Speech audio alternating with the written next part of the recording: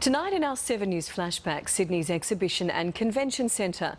Built for the 1988 bicentenary, it was the city's events hub for 25 years, but it's being torn down for a massive redevelopment of Darling Harbour. In 1988, Sydney partied like never before.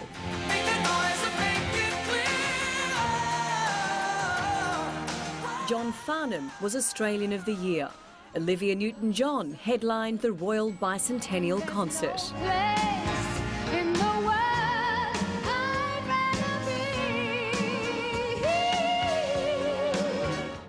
1 million people greeted the arrival of the tall ships on the harbour. It was a big and brash year-long party. Well, the Queen and the Duke of Edinburgh continued their tour of Australia today, calling in on Sydney to open the amazing Darling Harbour complex.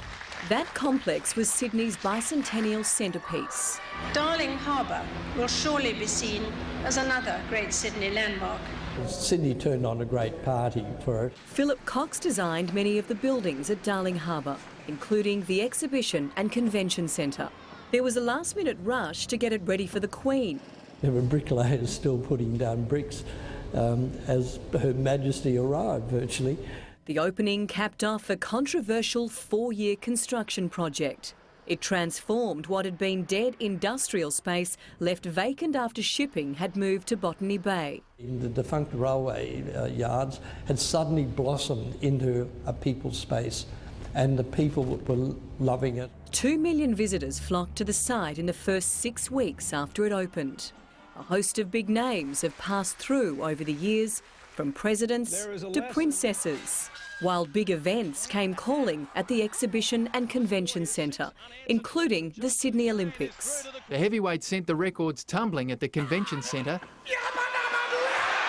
The new world record. Now the only heavy lifting going on is demolition. Heavy machinery has moved in to bring the Exhibition Centre down. It's kind of sad in a way, but the world's changed. Darling Harbour is changing too, with a massive upgrade underway. The transformation is going to be amazing. What $2.5 billion can buy for Sydney is just enormous. Philip Cox says the Exhibition Centre should have been retained. I think it's an act of vandalism. Its famous curved roof is already gone. Excavators are busy removing the walls.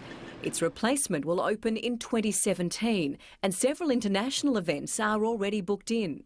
I'm confident that in 3 years' time, people will be standing here going, wow, look at what's replaced it. A temporary exhibition centre opened at Glebe Island last month so Sydney can continue to host major events.